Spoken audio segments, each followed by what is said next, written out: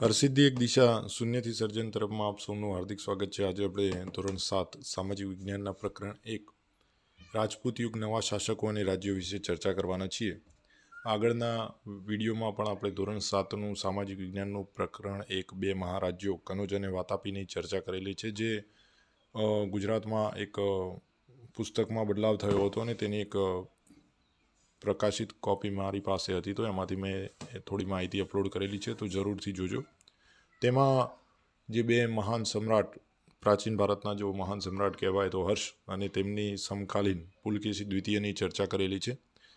તો તેમના અવસાન બાદ એટલે કે હર્ષવર્ધન પછીનો જે સમયગાળો છે તેના વિશે આપણે આ વિડીયોમાં ચર્ચા કરવાના છીએ, જેમાં ઉત્તર ભારતના જે રાજ્યો છે, જે ઉત્તર ભારતમાં જેમ હર્ષનું શાસન હતું, દક્ષિણ ભારતમાં પુલકેશી દ્વિતીયનું શાસન હતું, તો આ બંનેના મૃત્યુ પછી ભારતનું શું થયું તેના વિશે આ વિડીયોમાં ખૂબ જ અગત્યની ચર્ચા છે।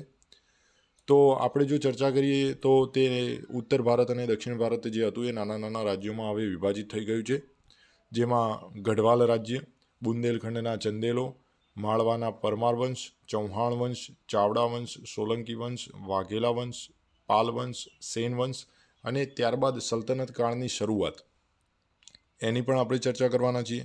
અને જેમ ઉત્તર ભારતમાં રાજ્યોમાં વિભાજન થયું હતું, તેમ પુલકેશી દ્વિતીયના મૃત્યુ બાદ દક્ષિણ ભારત પણ નાના નાના રાજ્યોમાં વિભાજિત થઈ ગયું હતું, જેમાં અલગ અલગ વંશ હતા: ચાલુક્ય વંશ, રાષ્ટ્રકૂટ વંશ, યાદવ વંશ, પલ્લવ વંશ, પાંડ્ય વંશ અને ચેર વંશ।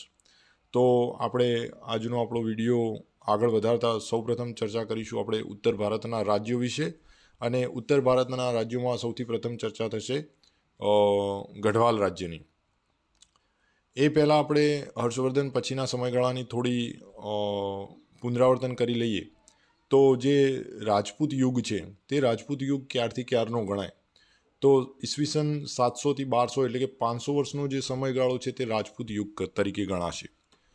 અને ઈસવીસન 700થી ઈસવીસન 1200 વચ્ચેનો 500 વર્ષનો સમયગાળો જે છે તેમાં તે દરમિયાન મોટાભાગના ઉત્તર ભારતથી દક્ષિણ ભારત પર રાજપૂતોનું શાસન હતું, એટલે કે રાજપૂત યુગની સ્થાપના થઈ હતી। હર્ષવર્ધન પછીના સમયગાળામાં જો આપણે જાણીએ તો 7મી સદીમાં હર્ષવર્ધનના અવસાન બાદ ઉત્તર ભારતમાં તેમના વિશાળ સામ્રાજ્યનું નાના નાના સ્વતંત્ર રાજ્યોમાં વિભાજન થયું।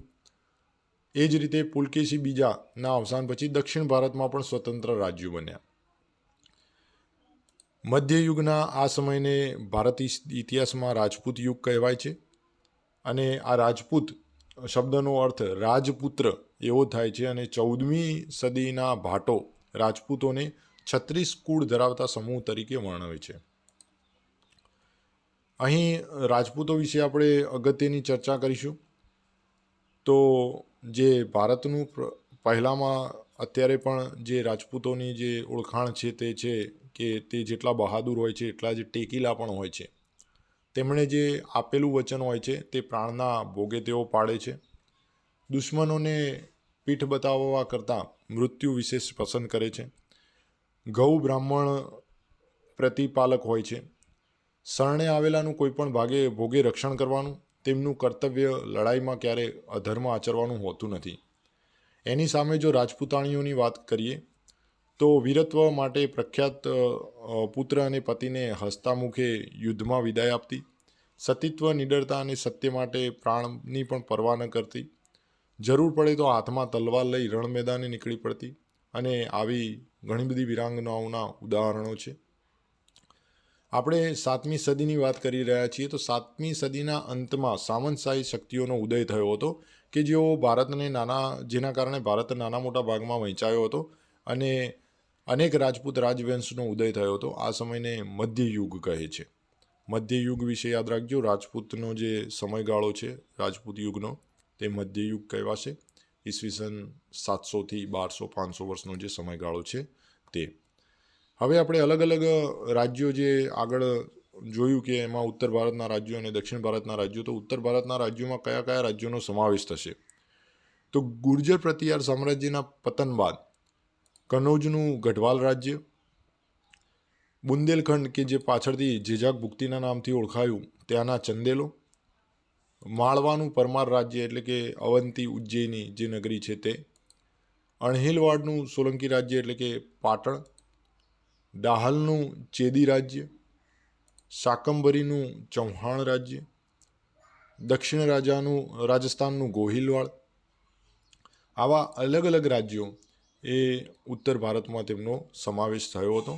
અને આપણે આ દરેક રાજ્યોની વારાફરતી તેમના સ્થાપક કોણ હતા, તેમના મહાન શાસકો કોણ હતા તેના વિશે ચર્ચા કરીશું. તો સૌપ્રથમ ચર્ચા કરીશું આપણે ગઢવાલ રાજ્યની.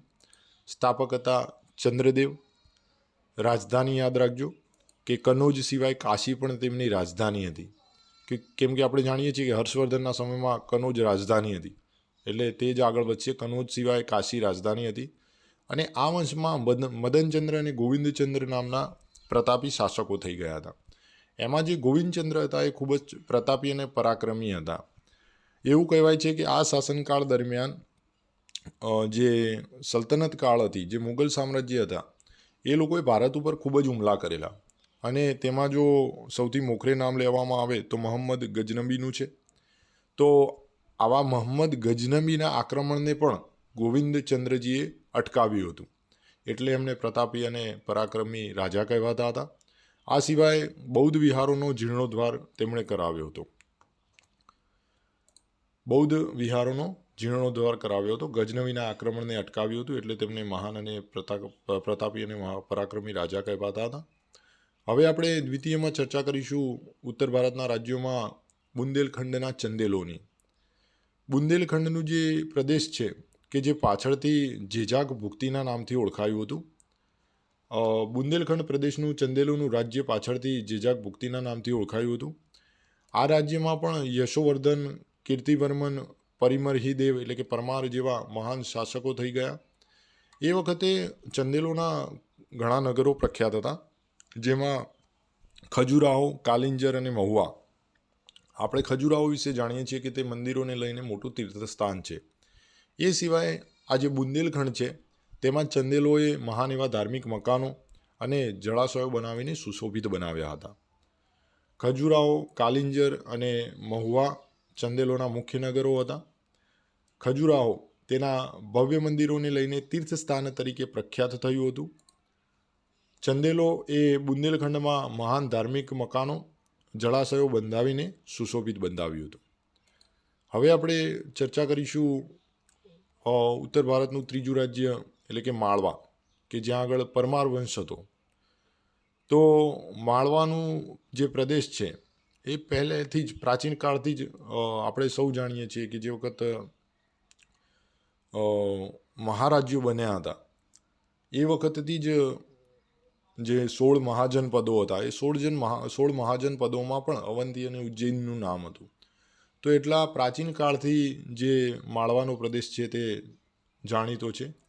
તો માળવાનો પ્રદેશ પ્રાચીન કાળથી અવંતી અથવા ઉજ્જૈનના રાજ્યો તરીકે જાણીતા છે. જે 16 મહાજનપદો હતા તેમાં પણ અવંતી અને ઉજ્જૈનનું નામ હતું. હવે જો પરમાર વંશની વાત કરીએ તો પરમાર વંશમાં તમને જો પૂછવામાં આવે કે સ્થાપના કોણે કરી હતી, તો ઈસવીસન 820માં. યાદ રાખજો, આપણે ઈસવીસન 700થી 1200ની ચર્ચા કરી રહ્યા છીએ, એટલે આપણી જેટલી પણ વાત હશે તે 700થી 1200ની વચ્ચે હશે. તો ઈસવીસન 820માં કૃષ્ણરાજે પરમાર વંશની સ્થાપના કરી હતી. ઈસવીસન 820માં કૃષ્ણરાજે પરમાર વંશની સ્થાપના કરી હતી. જો સ્થાપનાનું પૂછવામાં આવે તો યાદ રાખજો કૃષ્ણરાજ, ઈસવીસન 820માં. એ સિવાય પરમાર વંશમાં બહુ જ મહાન શાસકો પણ થઈ ગયા, જેમાં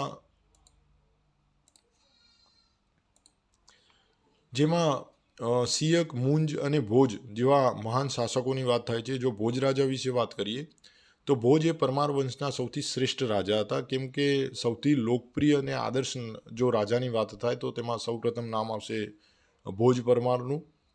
આ રાજા ભોજે ધારાનગરીમાં એક મહાશાળાની પણ સ્થાપના કરી હતી, અને જે આપણે અત્યારે જે NCERTનું મુખ્ય વડું મથક કે જે ભોપાલ કહેવાય છે, એ ભોપાલ એટલે કે તે સમયનું ભોજપુર, અને આ ભોજપુરની નગર જે નગર વસાવ્યું હતું તે પણ આપણા રાજા ભોજે કરેલું હતું. ભોજ પરમાર વંશના સૌથી શ્રેષ્ઠ રાજા હતા. તેમની ખ્યાતિ ભારતના એક આદર્શ લોકપ્રિય રાજા તરીકેની હતી. રાજા ભોજ ધારાનગરીમાં એક મહાશાળાની સ્થાપના કરી હતી. ફરતી ટેકરીઓની વચમાં સુંદર નગર ભોજપુર એટલે કે વર્તમાનનું ભોપાલ નામનું નગર વસાવ્યું હતું. પરમાર વંશમાં સારી એવી માહિતી હતી, યાદ રાખજો. 820માં કૃષ્ણરાજ પરમાર દ્વારા સ્થાપના. ભોજ પરમાર જેવા મહાન અને આદર્શ લોકપ્રિય રાજાઓ થઈ ગયા. હવે આપણે ચર્ચા કરીશું ઉત્તર ભારતના રાજ્યોમાં ચૌહાણ વંશની. તો ચૌહાણ વંશમાં અનેક રાજપૂત સરદારો ગુજરાત અને રાજસ્થાનના વિવિધ ભાગોમાં રાજ્ય કરતા હતા. એક ચાહમાન આવશે, એક ચૌહાણ આવશે. તો આ જે રાજપૂત સરદારો હતા તે ગુજરાત અને રાજસ્થાનના અનેક ભાગોમાં રાજ્ય કરતા હતા. જો એમની એક શાખાની વાત કરવામાં આવે તો 8મી સદીમાં સાંભર સરોવર નજીક શાકંભરી એટલે કે અજમેરથી ઉત્તર આવેલ સાંભર નામના સ્થળે રાજ્ય કરતી હતી. આ જે ચૌહાણ વંશની વાત કરવામાં આવે તેમની જ એક શાખા એ 8મી સદીમાં સાંભર સરોવર નજીક એટલે કે અજમેરની ઉત્તરે આવેલા સાંભર શાકંભરીના નામે ઓળખાતું એ સ્થળ ત્યાં આગળ રાજ્ય કરતી હતી. હવે આપણે આ શાકંભરીના જે ચાહમાન ચૌહાણ છે તેમની ચર્ચા કરીશું. તો આ શાકંભરીના જે ચાહમાન ચૌહાણ છે તેમાં તેમના સ્થાપક હતા વાસુદેવ. શાકંભરીના ચાહમાન ચૌહાણ વંશના સ્થાપક હતા વાસુદેવ. 12મી સદીના આરંભમાં આપણે 700થી 1200ની ચર્ચા કરી રહ્યા છીએ, તો એ 12મી સદીની વાત ચાલુ થઈ કે 12મી સદીના આરંભમાં અજયરાજ શાકંભરીના ગાદી ઉપર બેઠા હતા. 12મી સદીના આરંભમાં અજયરાજ શાકંભરીના ગાદીએ બેઠેલા અને તેમણે એક અજયમેરુ નામના સ્થળ નગરની સ્થાપના કરી હતી. 12મી સદી શાકંભરીની ગાદીએ અજયરાજ, આ અજયરાજે અજયમેરુ નામના નગરની સ્થાપના કરી, જે અત્યારે આપણે અજમેરના નામથી ઓળખીએ છીએ. એ સિવાય જો આપણે ચૌહાણ વંશમાં આગળ વાત કરીએ તો ગુજરાતમાં એક સોલંકી રાજાની ચર્ચા થશે. ખૂબ જ સુપ્રસિદ્ધ અને સુશાસિત શાસન જેમનું હતું તેવા સિદ્ધરાજ જયસિંહ. આ સિદ્ધરાજ જયસિંહની જે રાજકુમારી હતા એ રાજકુમારીના લગ્ન ચૌહાણ વંશના અર્ણોરાજ સાથે થયેલા હતા. તેમના પુત્ર એટલે કે અર્ણોરાજના જે પુત્ર હતા તે હતા સોમેશ્વર, અને સોમેશ્વર બાદ તેમના પુત્ર પૃથ્વીરાજ ત્રીજા એટલે કે જેમણે આપણે પૃથ્વીરાજ ચૌહાણ તરીકે પણ ઓળખીએ છીએ. પૃથ્વીરાજ ત્રીજાએ ભારતના ઇતિહાસમાં અદ્વિતીય સ્થાન બનાવ્યું છે. તો આપણે જોઈએ તો શાકંભરીના ચાહમાન ચૌહાણ વંશનો સ્થાપક હતા વાસુદેવ. 12મી સદીના પ્રારંભમાં અજયરાજની શાકંભરીની ગાદી પર એમનું બેઠક થાય છે. તેમણે અજયમેરુ નામના નગરની સ્થાપના કરી હતી, જે પાછળથી અજમેરના નામે ઓળખાયું હતું. ગુજરાતના સોલંકી રાજા સિદ્ધરાજ જયસિંહની રાજકુમારીના લગ્ન ચૌહાણ વંશના અર્ણોરાજ સાથે થયેલા. તેમના પુત્ર સોમેશ્વર ચૌહાણ ગાદીએ આવ્યા અને તેના પછી તેમના પુત્ર પૃથ્વીરાજ ત્રીજા ગાદીએ આવ્યા, અને આ પૃથ્વીરાજ ત્રીજાએ ભારતના ઇતિહાસમાં અદ્વિતીય સ્થાન બનાવ્યું છે. આ ચૌહાણ વંશમાં જો આપણે આગળ ચર્ચા કરીએ તો જે પૃથ્વીરાજ ચૌહાણની વાત કરી તો યાદ રાખજો તરાઈનું યુદ્ધ આવશે. આપણે આ વિડીયોના અંતમાં જોઈશું કે આ રાજપૂત શાસનનો અંત ક્યારે થયો અથવા સલ્તનત કાળની શરૂઆત ક્યારે થઈ, મુગલ સામ્રાજ્ય ક્યારે આવ્યું. તો યાદ રાખજો કે જે તરાઈની લડાઈ છે એ તરાઈની લડાઈ એ દિલ્હી સલ્તનત એટલે કે મુગલ સામ્રાજ્ય એના ઉદય સાથે સંકળાયેલી છે. કેમ કે જે પૃથ્વીરાજ ચૌહાણ આપણે આગળ જોયું કે જે સિદ્ધરાજ જયસિંહની રાજકુમારી હતા તેમના લગ્ન ચૌહાણ વંશના અર્ણોરાજ સાથે થાય છે, અને આ અર્ણોરાજના પુત્ર હોય છે સોમેશ્વર. તેમના પુત્ર હોય છે પૃથ્વીરાજ. યાદ રાખજો, સોલંકી રાજા સિદ્ધરાજ જયસિંહ તેમની રાજકુમારી, તેમના લગ્ન અર્ણોરાજ સાથે, અને અર્ણોરાજના પુત્ર હોય છે સોમેશ્વર, અને સોમેશ્વરના પુત્ર હોય છે આ પૃથ્વીરાજ. આ પૃથ્વીરાજમાં સમયમાં સિહાબુદ્દીન ગોરીએ આક્રમણ કરેલું, અને સિહાબુદ્દીન ગોરીએ 1191માં તરાઈમાં એમનું યુદ્ધ થયું હતું. થાણેશ્વર અને કરનાલની વચ્ચે તરાઈનું મેદાન આવેલું છે. આ તરાઈના મેદાનમાં 1191માં થયેલું યુદ્ધ. પહેલા યુદ્ધમાં તો શિહાબુદ્દીન ગોરીને પૃથ્વીરાજ ચૌહાણે હાર આપી હતી. પૃથ્વીરાજ ચૌહાણ જીતી ગયા હતા અને ગોરી હારી ગયા હતા. પરંતુ આ શિહાબુદ્દીન ગોરીએ ફરીથી હુમલો કરેલો, આક્રમણ કરેલું, યુદ્ધ કરેલું અને તેમાં પૃથ્વીરાજ ચૌહાણની હાર થાય છે 1192માં. પહેલું તરાઈનું યુદ્ધ 1191 થાણેશ્વર અને કરનાલ વચ્ચેના તરાઈના મેદાનમાં. દ્વિતીય યુદ્ધ પણ તરાઈના મેદાનમાં જ થયું હતું 1192માં, એક વર્ષ બાદ. અને એ સમયમાં પૃથ્વીરાજ ચૌહાણની હાર થાય છે અને દિલ્હી સલ્તનત પર મુસ્લિમ સત્તાનો ઉદય થાય છે. તેથી જ તરાઈની જે લડાઈ છે ને તે ભારતના ઇતિહાસમાં સીમાચિહ્ન રૂપ તરીકે ગણાય છે. ઈસવીસન 1191માં થાણેશ્વર અને કરનાલ વચ્ચે આવેલા તરાઈના મેદાનમાં શિહાબુદ્દીન ગોરીને પૃથ્વીરાજ ચૌહાણે સજ્જડ હાર આપી હતી. ઈસવીસન 1192માં પૃથ્વીરાજ ચૌહાણની હાર થઈ અને દિલ્હીના સલ્તનત પર મુસ્લિમ સત્તાનો ઉદય થયો. આપણે વાત કરીને કે 700થી 1200, 1192 આવી ગઈ. 700થી 1200 સુધી રાજપૂત યુગ હતો. હવે 1200 એટલે કે 12મી સદી પછી હવે શરૂ થશે દિલ્હીની સલ્તનત એટલે કે મુગલ સામ્રાજ્ય. આ રાજપૂત યુગની ચર્ચા કરીએ તો ગુજરાતના શાસકોનું વિશેષતા છે. 8મી સદીમાં ગુર્જર પ્રતિહારોનું રાજ્ય હતું. આ પહેલાં ગુર્જર પ્રતિહારોનું રાજ્ય હતું. હવે આપણે ચૌહાણ વંશ વાત કરીશું ચાવડા વંશની. તો 8મી સદીના મધ્યમાં એટલે કે ઈસવીસન 756માં 8મી સદીના મધ્યમાં આશરે ઈસવીસન 756માં સરસ્વતી નદીના કિનારે વનરાજ ચાવડા અણહિલવાડ પાટણની સ્થાપના કરે છે. અહીં વનરાજ ચાવડા વિશે આપણે આગળ વિસ્તારથી ચર્ચા કરીશું. સોલંકી વંશ, ત્યારબાદ ચાવડા વંશ કઈ રીતે અસ્તિત્વમાં આવ્યો અને કોણ હતું વનરાજ ચાવડા.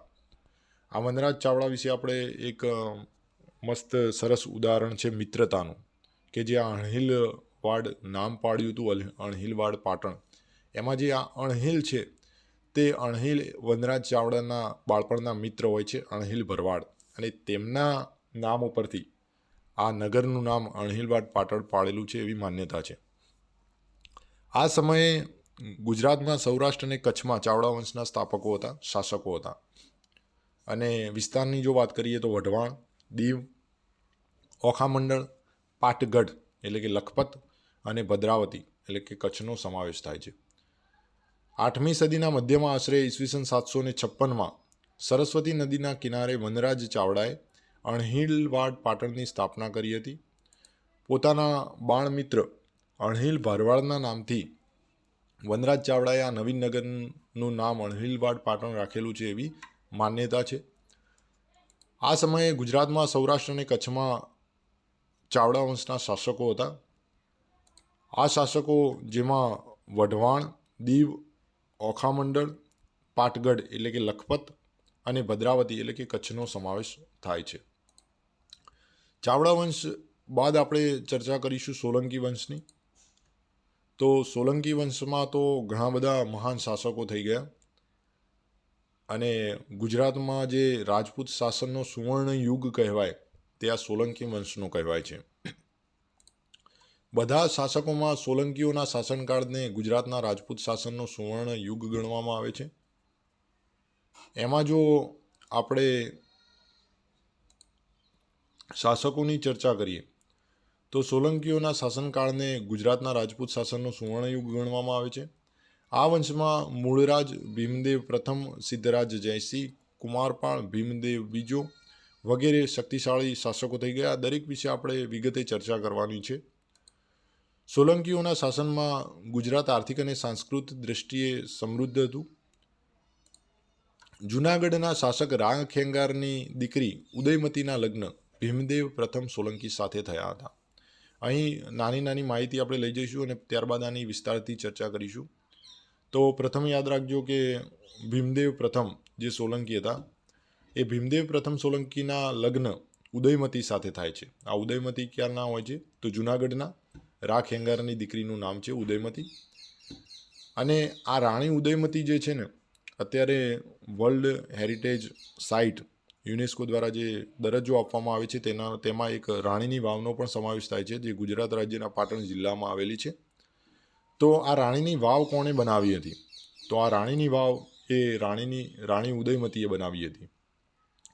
રાણી ઉદયમતીએ પાટણમાં વિશ્વ પ્રસિદ્ધ વાવ બનાવી હતી, જે રાણીની વાવ તરીકે ઓળખાય છે. આજે આ રાણીની વાવને યુનેસ્કો વર્લ્ડ હેરિટેજ સાઇટનો દરજ્જો મળેલો છે. સિદ્ધરાજ જયસિંહની માતાનું નામ મીનળ દેવી એટલે કે મયણલવ દેવી આદર્શ રાજમાતા હતા, જેમણે પ્રજાને ન્યાય આપવાના અનેક કામો કર્યા હતા, જેમાં સોમનાથનો જે યાત્રાવેરો નાબૂદ કરવાનો જે છે તે, અને ધોળકામાં મલાવ તળાવમાં બાંધકામમાં તેમનો વિશિષ્ટ ફાળો હતો. યાદ રાખજો, અહીંયા આપણે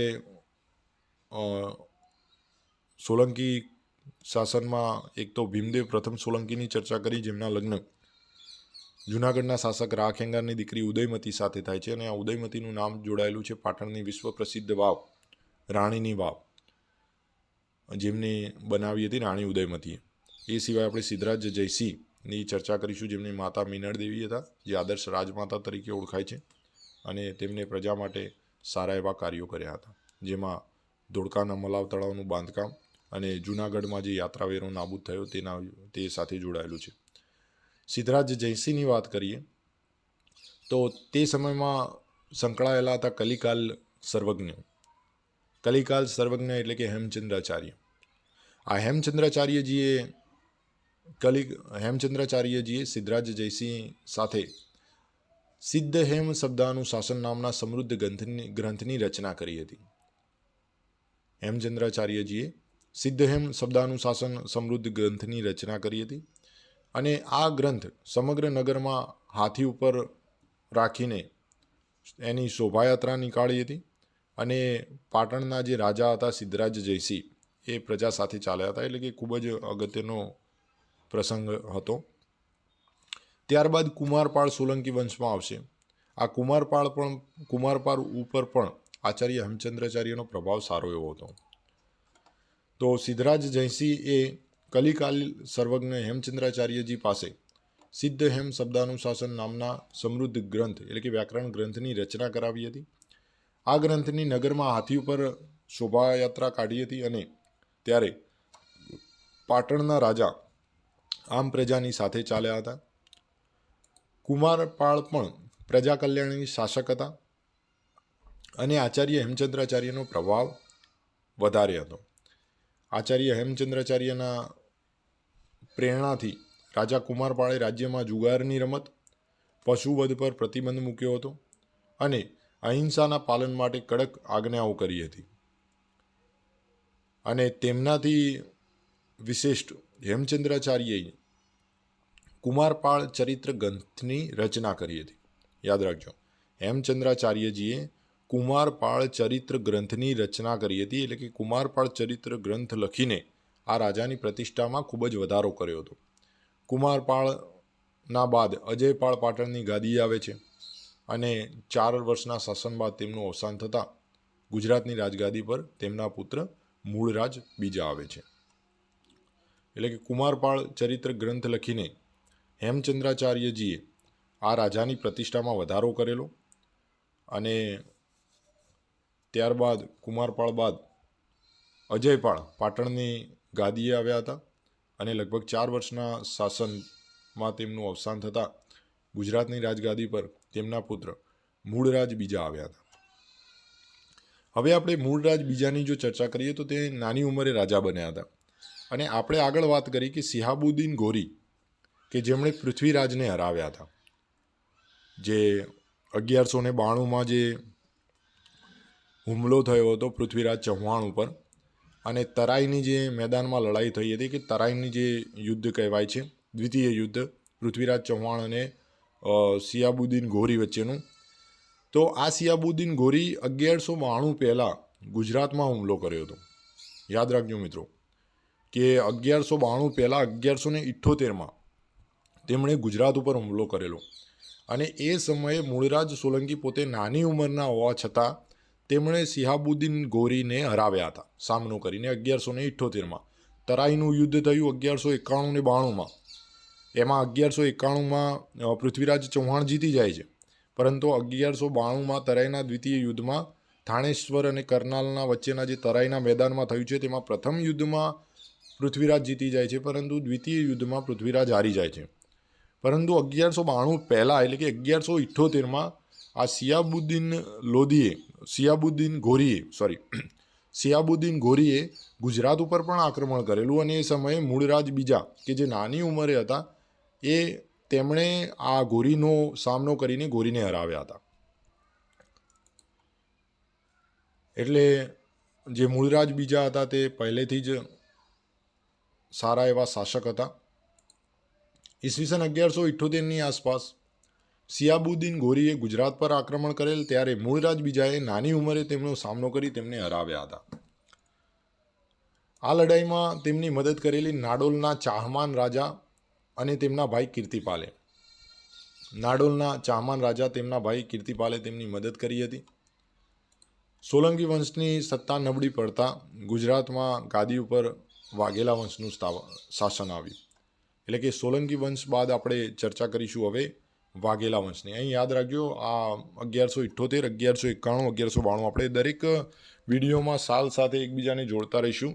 1178માં મૂળરાજ બીજા અને સિયાબુદ્દીન ઘોરી દ્વારા ગુજરાત પર હુમલો, પરંતુ મૂળરાજ બીજાએ તેમને હરાવ્યા હતા.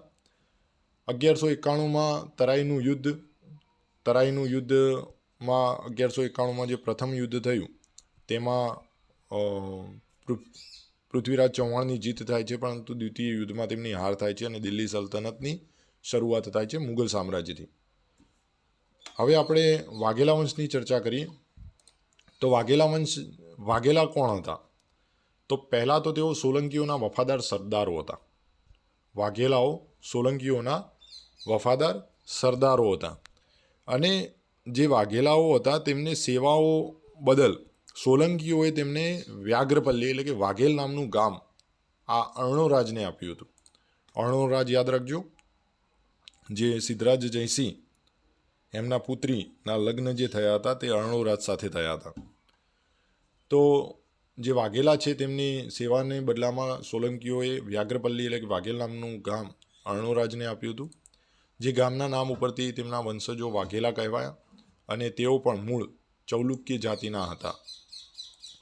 જો વાઘેલા વંશની વાત કરીએ તો તેમાં વીરધવલ, વિશળદેવ, અર્જુનદેવ, સારંગદેવ જેવા શાસકો થઈ ગયા. હવે અમુક જે શાસકો હશે તેમના નામ ઇતિહાસ સાથે જોડાઈ રહે છે. તો કેમ? તો આપણે વાત કરીએ વીરધવલની. તો વીરધવલના શાસનકાળમાં ગુજરાતને 2 મંત્રીઓ મળેલા, વસ્તુપાલ અને તેજપાલ. આ મંત્રીઓ ખૂબ જ સમર્થ હતા એવું એટલા માટે કહી શકાય કે તેમની કુનેહ નીતિના કારણે ગુજરાત મુસ્લિમ આક્રમણોથી બચ્યું હતું. વીરધવલના શાસનકાળમાં ગુજરાતને વસ્તુપાલ અને તેજપાલ જેવા સમર્થ મંત્રીઓ મળ્યા હતા અને આ મંત્રીઓના કુનેહના કારણે ગુજરાત મુગલ સામ્રાજ્યથી આક્રમણોથી બચ્યું હતું.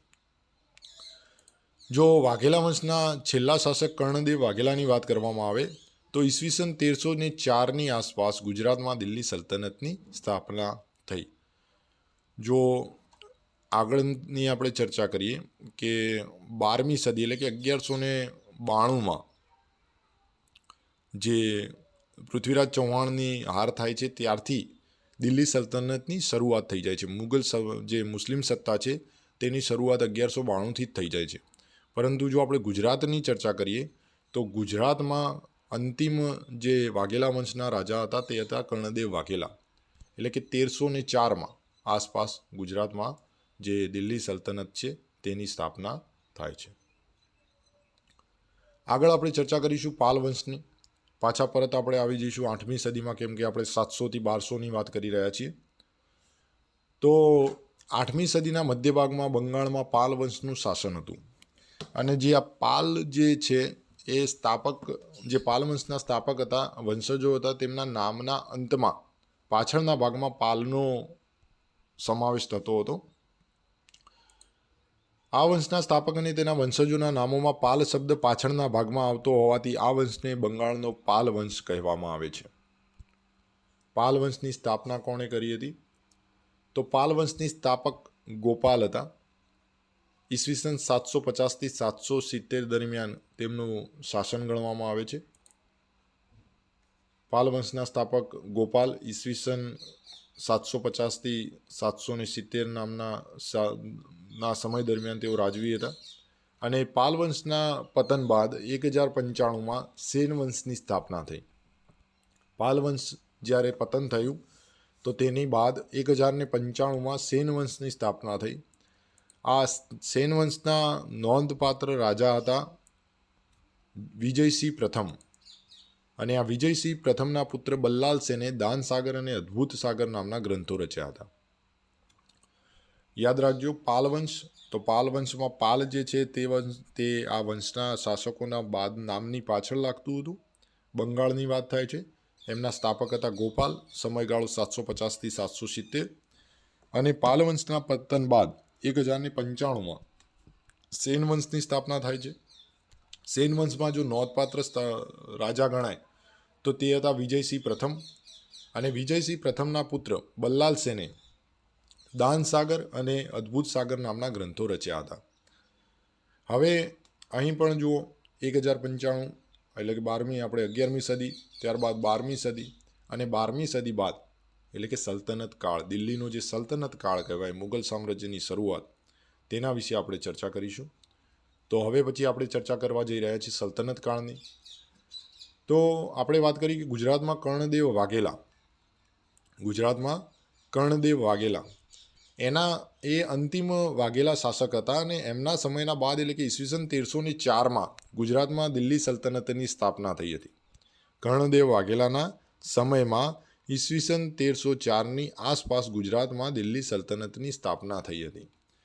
તો આ સલ્તનત જે થઈ તે વેપાર માટે, નિમણૂક માટે, વહીવટ માટે સુબાની નિમણૂક કરતા હતા. કર્ણદેવ વાઘેલા પાસેથી ગુજરાત જીતી લીધા પછી દિલ્હીના સુલતાન નાજીમો સુબાની નિમણૂક કરતા હતા. જે દિલ્હીના સુલતાન હતા તે સુબાની નિમણૂક કરતા હતા, જે રાજ્યનું વહીવટ કરશે. અને ઈસવીસન 1407માં જફરખાન મુઝફ્ફર શાહ નામ ધારણ કરીને સુલતાન બન્યા. એમાંથી જે સુબા હતા જફરખાન મુઝફ્ફર શાહ એ ઈસવીસન 1407માં સુલતાન બન્યા. આપણે જો સલ્તનત કાળની વાત કરીએ તો 14 સુલતાનો થઈ ગયા. એ 14 સુલતાનોમાં અહમદ શાહ, જેમણે અમદાવાદ નગરની સ્થાપના કરી હતી, મોહમ્મદ બેગડો, બહાદુર શાહ, એવા ઘણા બધા 14 સુલતાનો વિશે આપણે દિલ્હી સલ્તનતમાં ભણવાનું છે. જે આના પછીના તરત વિડીયો આવશે તેમાં તેમની માહિતી મૂકવામાં આવશે. 16મી સદીમાં ગુજરાતમાં મુગલ શાસનની શરૂઆત થતાં સલ્તનત કાળ પૂરો થયો હતો. 16મી સદીમાં ગુજરાતમાં મુગલ શાસનની સ્થાપના થઈ હતી, શરૂઆત થઈ હતી. અને જે દિલ્હીનો સલ્તનત કાળ હતો તેનો અંત થયો હતો.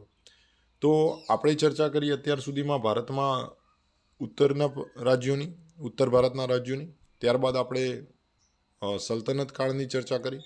હવે આપણે ચર્ચા કરીશું દક્ષિણ ભારતની, એટલે કે દક્ષિણ ભારતના રાજ્યોમાં કઈ રીતે હતું. તો દક્ષિણ ભારત કોને કહેવાય?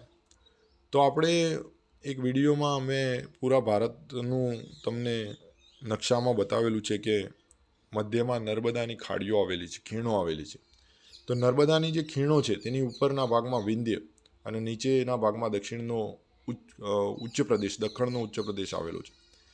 તો આ નર્મદા જે નદી છે, નર્મદા નદીના ઉપરનો ભાગ છે તે ઉત્તર ભારતના રાજ્યો ગણવામાં આવતા, જ્યારે નર્મદા નદીના દક્ષિણ દિશાનો જે ભાગ છે તે દક્ષિણના રાજ્યો કહેવાતા. તો આ દક્ષિણના ભારતના રાજ્યોની જો આપણે ચર્ચા કરીએ તો નર્મદા નદીના દક્ષિણમાં આવેલા રાજ્યોને દક્ષિણના રાજ્યો કહેવામાં આવે છે. તો આ ઉત્તર દક્ષિણનું જો તમને યાદ હોય તો આપણે એક વિડીયોમાં આગળ ચર્ચા કરી હતી કે હર્ષવર્ધનનો સમય, કે હર્ષવર્ધન એ ઉત્તરથી ભારત જીતતા દક્ષિણમાં જતા હતા, જ્યારે દક્ષિણમાં પણ તેમના જેવો જ એક મહાન રાજા હતો પુલકેશી દ્વિતીય, જે દક્ષિણ તરફથી ઉત્તર તરફ જતો હતો. અને નર્મદાના વિસ્તારમાં આ બંને વચ્ચે યુદ્ધ થાય છે અને હર્ષવર્ધન હારી જાય છે, તેમનો વિજય ત્યાં અટકી જાય છે અને હર્ષ ત્યાં રોકાઈ જાય છે, પુલકેશી આગળ વધતા જાય છે. તો નર્મદા નદી છે ત્યાંથી ઉત્તર અને દક્ષિણના બે ભાગ પડે છે. નર્મદા નદીની દક્ષિણમાં આવેલા રાજ્યોને દક્ષિણના રાજ્યો કહેવામાં આવે છે. 8મી સદીમાં ઉત્તર ભારતની જેમ દક્ષિણ ભારતમાં પણ અનેક પ્રકારના નાના મોટા રાજવંશો સ્વતંત્ર થયા. આ રાજવંશોમાં આપણે ચાલુક્ય, રાષ્ટ્રકૂટો, પલ્લવ, ચોલ, પાંડ્ય અને ચેર જેવા રાજ્ય વિશે જાણકારી મેળવવાની છે.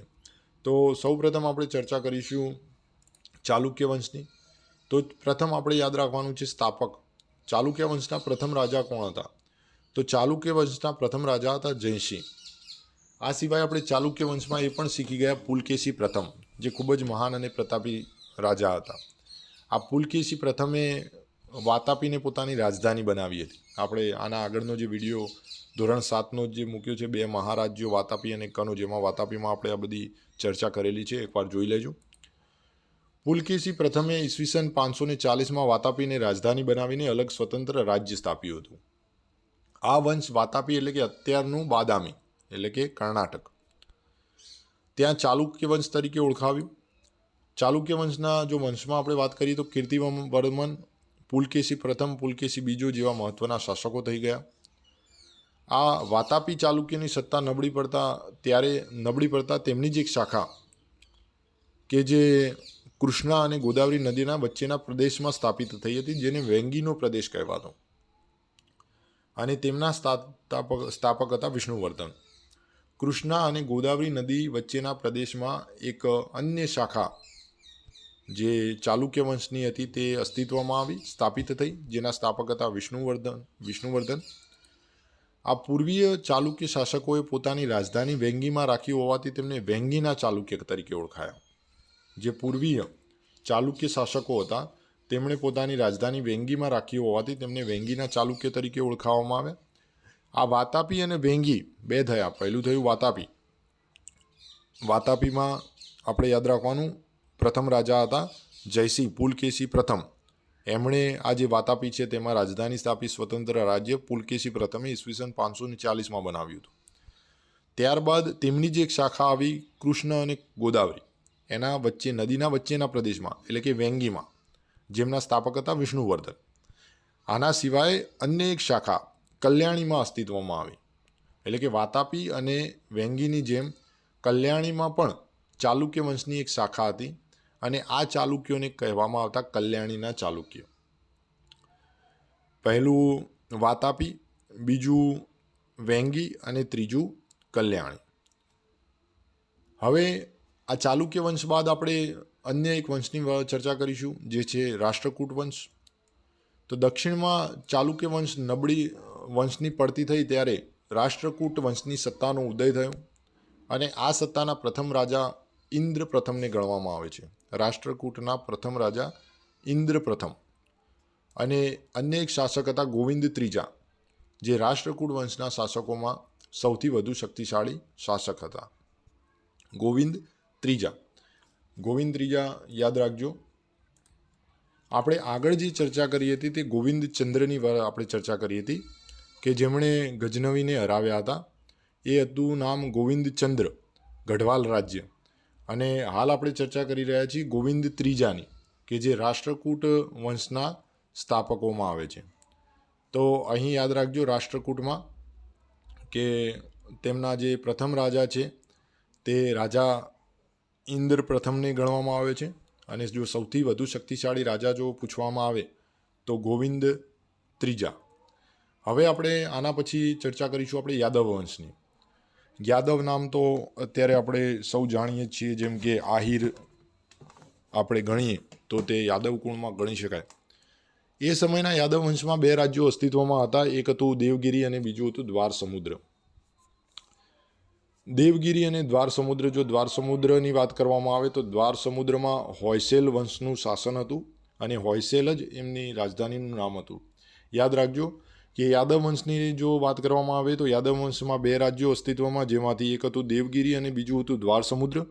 જો દ્વારસમુદ્રની વાત કરવામાં આવે તો દ્વારસમુદ્ર એ હોયવેલ વંશનું શાસન હતું દ્વારસમુદ્રમાં, અને આ હોયવેલ એમની રાજધાની હતી. યાદ રાખજો કર્ણાટક સાથે સંકળાયેલું છે આ હોયસલ વંશનું શાસન હતું, અને હોયસલ એ રાજધાની હતી. અત્યારનું તમે કર્ણાટક ગણી શકો. અને દેવગિરીની જો વાત કરીએ તો દેવગિરી જે હતું એમાં યાદવોનું શાસન હતું. આ દેવગિરી એટલે અત્યારનું દૌલતાબાદ એટલે કે મહારાષ્ટ્રનો જે વિસ્તાર છે તે ગણી શકાય. મહારાષ્ટ્ર, મધ્યપ્રદેશ ને અડીને જે વિસ્તાર છે તે દેવગિરી ગણી શકાય. તો આ દેવગિરીમાં યાદવોની રાજધાની હતી. ફરીથી યાદ રાખજો દ્વારસમુદ્ર, જેમાં હોયસલ વંશનું શાસન, જે અત્યારે કર્ણાટકમાં છે, અને દેવગિરી એમાં યાદવોનું શાસન કે જે અત્યારે મહારાષ્ટ્ર દૌલતાબાદ ઔરંગાબાદ જે વિસ્તાર છે તે ગણી શકાય. અને દક્ષિણમાં કલ્યાણી, આપણે કલ્યાણી ચાલુક્ય વિશે હાલ જ ભણ્યા. એ કલ્યાણી ચાલુક્ય સામ્રાજ્યના પતન બાદ નવા રાજ્યોનો ઉદય થયો હતો, જેમાં વરંગલના કાકતીય પણ હતા. એક અલગ વંશ પણ છે વરંગલનો કાકતીય. જ્યારે દક્ષિણમાં કલ્યાણી ચાલુક્ય વંશ પતન થયું ત્યારે વરંગલમાં કાકતીય પણ હતા. જે કૃષ્ણા અને કાવેરી નદીની આપણે વાત કરીએ તો કૃષ્ણા અને કાવેરી નદીઓ વચ્ચેના ભૂમિ પ્રદેશ ઉપર તેમનું રાજ્ય હતું અને વરંગલ તેમની રાજધાની હતી. કાકતીય વંશ વરંગલ યાદ રાખવાનું. કૃષ્ણા અને કાવેરી નદી વચ્ચેનો જે ભૂમિ પ્રદેશ છે તે વરંગલ તરીકે ઓળખાતું અને વરંગલ એ આ કાકતીયની રાજધાની હતી. હવે આપણે ચર્ચા કરીશું પલ્લવ વંશની. તો એમાં પ્રથમ પલ્લવ વંશની સ્થાપના કોણે કરી હતી? પલ્લવ વંશની સ્થાપના બપ્પદેવે કરી હતી. પલ્લવ વંશની જો રાજધાની પૂછવામાં આવે તો યાદ રાખજો કાંચીપુરમ. જો પલ્લવ વંશના શાસકોની વાત કરીએ તો મહેન્દ્રવર્મન પ્રથમ, નરસિંહવર્મન પ્રથમ, નરસિંહવર્મન દ્વિતીય એ મહાન શાસકો હતા.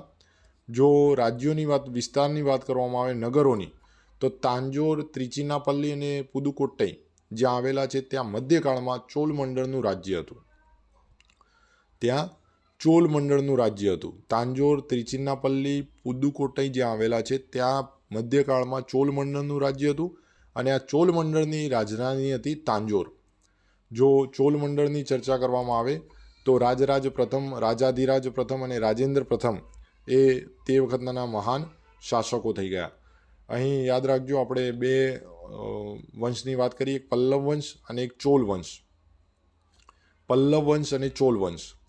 પલ્લવ વંશની જો વાત કરીએ તો પલ્લવ વંશની સ્થાપના બપ્પદેવે કરી હતી. તેમની રાજધાની કાંચીપુરમ. મહાન શાસકોની જો વાત થાય તો મહેન્દ્રવર્મન પ્રથમ, નરસિંહવર્મન પ્રથમ, નરસિંહવર્મન દ્વિતીય.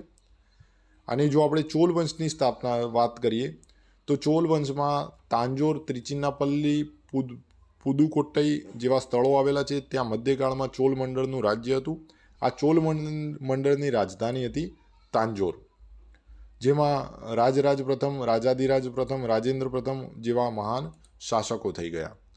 હવે જે દક્ષિણ ભારતના રાજ્યોમાં બે વંશ બચ્યા તેની ચર્ચા કરીએ તો એક છે પાંડ્ય અને ચેર વંશ. પાંડ્ય વંશ વિશે યાદ રાખજો કે પાંડ્ય વંશ જે છે દક્ષિણ ભારતના પ્રાચીન રાજ્ય, દક્ષિણમાં પ્રાચીન રાજ્ય ગણાતું અને વેપારનું મોટું મથક હતું. પાંડ્ય વંશમાં પાંડ્ય જે છે તે દક્ષિણમાં પ્રાચીન રાજ્ય ગણાતું અને વેપારનું મોટું મથક હતું. જો ચેરની વાત કરીએ, ચેર વંશની, તો ચેર વંશમાં યાદ રાખજો ચેરનું બીજું નામ થાય કેરળ અથવા મલયાલમ. ચેરનું બીજું નામ કેરળ અથવા મલયાલમ છે.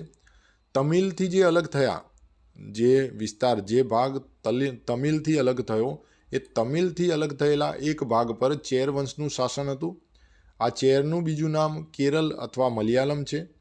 જો તેમના પ્રથમ ચેર વંશના પ્રથમ શાસકની જો કોઈ પૂછવામાં આવે કે ચેર વંશના પ્રથમ શાસક કોણ હતા તો અયન, અને સર્વશ્રેષ્ઠ શાસક જો પૂછવામાં આવે તો સેતુંગવન. અહીં આપણે બે વંશની વાત કરી, એક પાંડ્ય વંશ અને ચેર વંશની.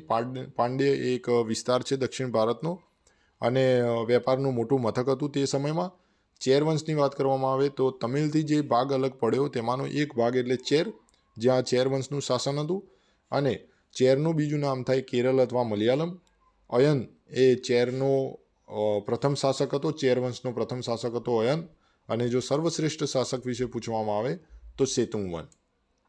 તો અહીં આપણે રાજપૂત યુગ દરમિયાનના ઉત્તર ભારતના રાજ્યો, દક્ષિણ ભારતના રાજ્યો અને સલ્તનત કાળ વિશેની આપણે ચર્ચા કરી. હવે આપણે આગળ ચર્ચા કરીશું રાજપૂત યુગની શાસન વ્યવસ્થા. તો રાજપૂત યુગમાં પ્રથમ તો જે પદ હતું તે વંશ પરંપરાગત હતું.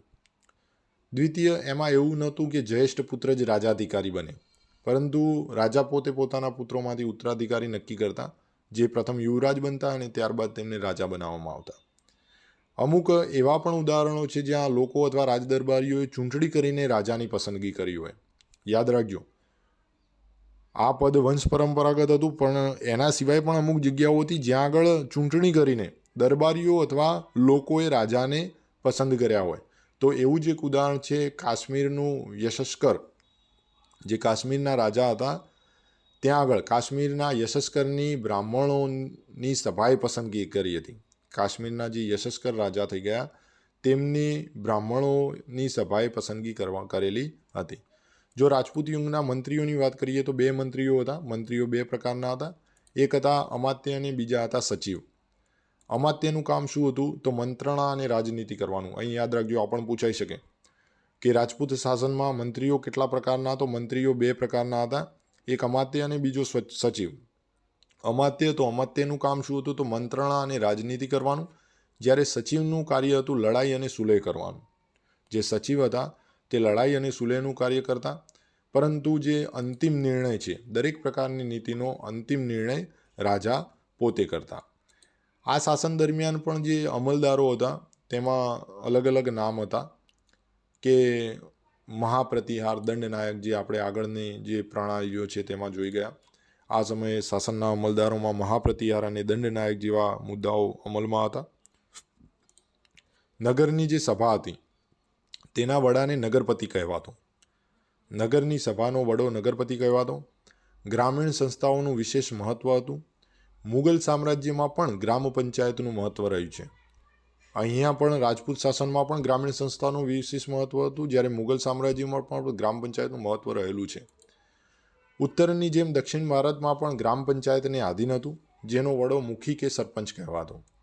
જો નગરની સભાની વાત થાય તો નગરપતિ, અને ગ્રામની વાત થાય તો મુખી કે સરપંચ. હાલ પણ સરપંચ આપણે કહીએ છીએ. કેટલીક બાબતોમાં ગ્રામસભા ન્યાય આપતી, પરંતુ રાજ્ય શાસનમાં ન્યાયતંત્રનો સર્વોચ્ચ વડા રાજા કહેવાતો. ઘણી બધી બાબતોમાં જે ન્યાય આપવાનું કામ છે તે ગ્રામસભા કરતી, પરંતુ રાજ્ય શાસનમાં જો ન્યાયતંત્રનું સર્વોચ્ચ ગણવામાં આવે તો તે રાજા પોતે હતા. હવે આપણે ચર્ચા કરીશું વેપાર વાણિજ્યની.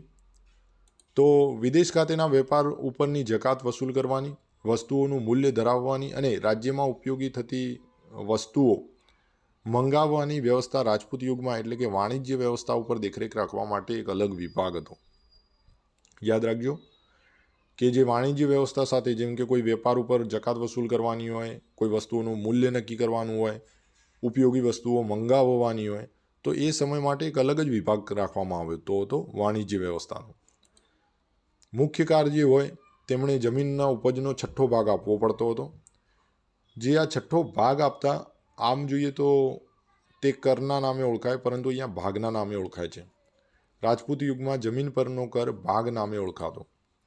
બંદરો અને નાકા ઉપર તથા સિંચાઈ ઉપર કર ઉઘરાવવામાં આવતા. દરિયાપારના વેપાર માટે ગુજરાતમાં સ્તંભતીર્થ, એટલે કે હાલનું ખંભાત, અને ભૃગુકચ્છ, એટલે કે હાલનું ભરૂચ નામના બંદરો જાણીતા હતા. પહેલેથી જ આપણું ગુજરાત છે તે વેપાર માટે જાણીતું છે. યાદ રાખજો, દરિયાપારના જે વેપારો હતા, એટલે કે દરિયાઈ સમુદ્રી રસ્તે જે વેપાર થતા હતા, તેમાં ગુજરાતમાં સ્તંભતીર્થ, એટલે કે ખંભાત અને ભૃગુકચ્છ બંદરો જાણીતા હતા. હવે આપણે ચર્ચા કરીશું ભારત પર વિદેશી આક્રમણોની. તો 8મી થી 12મી સદી દરમિયાન ભારતમાં મુસ્લિમ આક્રમણો થયા હતા. આપણે જો રાજપૂત શાસનની, રાજપૂત યુગની વાત કરીએ તો રાજપૂત યુગ ગણાય 700 થી 1200. 1192માં જે 1192માં જે તરાઈનું યુદ્ધ થયું, એ તરાઈના યુદ્ધ પછી દિલ્હી સલ્તનતમાં મુગલ સામ્રાજ્યની સ્થાપના થાય છે. ગુજરાતની વાત કરીએ તો વાઘેલા વંશમાં જે કર્ણદેવ વાઘેલા જે છેલ્લા શાસક હતા, તેમના સમયમાં 1304માં આ મુગલ સામ્રાજ્યની સ્થાપના થાય છે. તો 8મી સદીથી 12મી સદી દરમિયાન ભારતમાં મુસ્લિમ આક્રમણો થયા હતા. જો 8મી સદીમાં વાત કરીએ તો રાજ્ય સત્તાનો વિસ્તાર કરવાની હેતુથી મોહમ્મદ ઇબ્ન કાસિમે ભારતના ઉત્તર પશ્ચિમ ભાગ પર આક્રમણ કર્યું હતું. 8મી સદીમાં જો વાત કરીએ તો મોહમ્મદ ઇબ્ન કાસિમ એ ભારતના ઉત્તર પશ્ચિમ ભાગ પર આક્રમણ કર્યું હતું. જ્યારે વાયવ્ય ખૂણામાંથી સબુક્તેગીનના લશ્કરે પણ આક્રમણ કર્યું હતું, પરંતુ આ આક્રમણો તે સમયે ભારતમાં રાજ્ય સત્તા સ્થાપી ન શક્યા. ભારતની જે રાજ્ય સત્તા હતા તે સ્થાપી ન શક્યા. ત્યારબાદ આવ્યો મોહમ્મદ ગજની, જે ગજની ન હતો, તે સ્થાનનું નામ જ ગજની છે. તો ગજનીના સુલતાન મોહમ્મદ ગજની ઈસવીસન 1000થી લઈ ઈસવીસન 1026ના સમયગાળામાં ભારતની અઢળક ધન સંપત્તિ જોઈને કેટલીક ચડાઈઓ કરી હતી. તમને એ વાતનો ખ્યાલ હોવો જોઈએ કે મોહમ્મદ ગજનીની જે આ ચડાઈ છે તેનું મુખ્ય કારણ હતું ભારતની અઢળક સંપત્તિ. ઈસવીસન 1000થી ઈસવીસન 1026 દરમિયાન અલગ અલગ ચઢાઈઓ કરી હતી. એ સમયના જે શાસકો હતા એ એક થઈને શક્તિશાળી સેના બનાવી ન શક્યા અને વધુમાં વધુ તાકાત સાથે આ ગજનવી એ ગુજરાત ઉપર અને ભારત ઉપર આક્રમણો કરતો જ રહ્યો અને વધુ તાકાતવર ચઢાઈઓના કારણે ઈસવીસન 1026માં તેણે સોમનાથ પર ચઢાઈ કરીને અઢળક સંપત્તિ લૂંટી હતી. યાદ રાખજો, ઈસવીસન 1026માં સોમનાથ પર ચઢાઈ કરીને અઢળક સંપત્તિ લૂંટી હતી. મોહમ્મદ ગજનીની ચઢાઈ બાદ આશરે 150 વર્ષ બાદ પુનઃ ભારત ઉપર તે જ દિશામાંથી આક્રમણ થયું. અગાઉના આક્રમણોની વાત ભારતીય શાસકો ભૂલી ગયા હતા. મોહમ્મદ ગજનીના અવસાન બાદ સત્તા માટે ગજનીમાં પણ લડાઈઓ ચાલુ થઈ ગઈ હતી. જે ગજની જે મૂળ સ્થળ છે ત્યાં પણ લડાઈઓ ચાલુ થઈ ગઈ હતી, એટલે કે તે સત્તા સ્થિર ન હતી. પરંતુ આપણા શાસકો તેનો લાભ ન લઈ શક્યા. પરિણામે 12મી સદીના અંતમાં શિહાબુદ્દીન ગોરીએ આક્રમણ કર્યું. શરૂઆતમાં તેને કેટલીક હાર સહન કરવી પડી, પરંતુ તરાઈના મેદાનમાં તેણે જ્યારે બીજી લડાઈ કરી તેમાં પૃથ્વીરાજ ચૌહાણની હાર થઈ અને આ રીતે દિલ્હીમાં મુગલ સામ્રાજ્યની સ્થાપના થઈ. તો આજના પ્રકરણમાં આપણે ઉત્તર ભારતના રાજ્યો, દક્ષિણ ભારતના રાજ્યો અને દિલ્હી સલ્તનત એ સિવાય ભારત પરના વિદેશી આક્રમણો વિશે પણ ચર્ચા કરી. આજનો વિડીયો તમારા જે મિત્રો સ્પર્ધાત્મક પરીક્ષાઓની તૈયારીઓ કરી રહ્યા છે તેમની સાથે શેર કરતા રહેજો. નવા વિડીયોની નોટિફિકેશન મેળવવા માટે ચેનલને સબસ્ક્રાઈબ કરજો. આપ સૌનો આભાર. ધન્યવાદ.